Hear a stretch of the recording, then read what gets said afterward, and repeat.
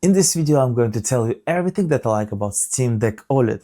Subscribe! First is of course the beautiful OLED HDR screen. This screen is so impressive that after using it on Steam Deck, you won't be able to go back to any other handhelds like ROG Ally X with the standard IPS panel. The OLED on Steam Deck can reach up to 1000 nits in brightness, so you can see your gameplay clearly even under the bright sunlight. The colors pop and the infinite black contrast make dark scenes in games or movies looks perfect without any annoying white backlight on the black screen. This screen is just slightly bigger than the one on ROG Ally X, but in my opinion it is perfect size for gaming on the go. I had Lenovo Legion Go, and for me the Lenovo Legion Go screen was just slightly too big, but that might be just my preference.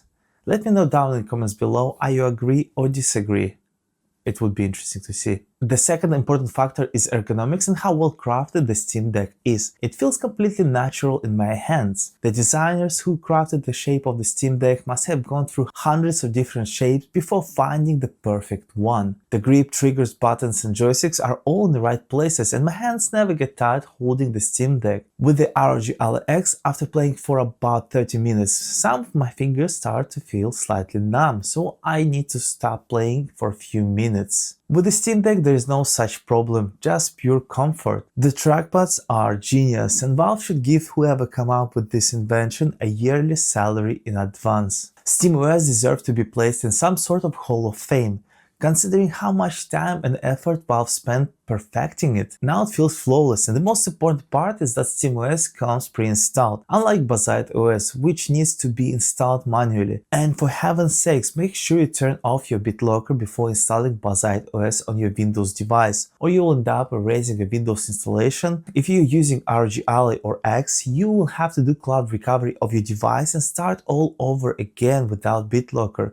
It took me 4 hours to install BasidOS on ROG Ally X, and no one warned me about BitLocker, so I'm telling you, do not repeat my mistakes. Back to SteamOS, Valve is working extra hard to add anti-cheat support, and once it is done, we'll be able to play all online games on the Steam Deck. The battery life on Steam Deck OLED is just amazing, you hardly have to worry about it. I finished Ghost of Tsushima and sometimes I played for 2 hours straight and still had 30 minutes of charge left. If you play less demanding games, your battery life will be from 4 to 5 hours, and for some indie games you will go from 8 to 10 hours. One thing I wish Valve would add, and it is fast charge. It takes about 2.5 hours to charge Steam Deck fully, and it would be nice to have at least 1 hour, like on ROG Ally. Performance is more than enough if you keep your expectations realistic. You won't be able to play Warhammer Space Marine 2 at 800p on high settings and get 60 plus FPS on the Steam Deck. But what's interesting, you also can't do that on any other handheld on the market right now. In highly demanding games, you will be limited to low or medium settings and 30 to 40 frames per second, which is the same on the most other devices. On ROG Ally X, I noticed that if you go to 900p or native 1080p, you will still stuck using low to medium settings in demanding games. So you're not missing out on much by using Steam Deck. Almost the same settings will be used on both devices. True, in some cases, like in Space Marine 2 in big battles, the Steam Deck might drop to like high 20s, while ROG Ally X can push up to 30 to 40 frames per second by using 25 watts TDP. That's the only noticeable performance difference on the Steam Deck. Maybe 20 games are not playable, and that's it. The speakers have plenty of bass, mids and high tones. The sound is very well tuned and loud. They even managed to make it better than on ROG Ally X, where I thought the sound is already perfect.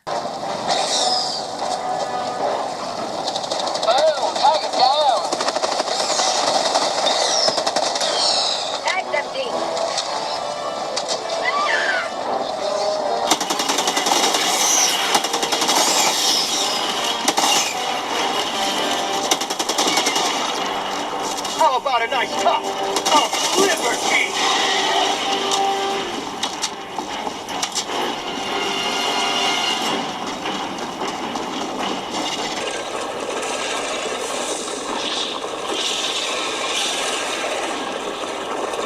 Fire in the hole!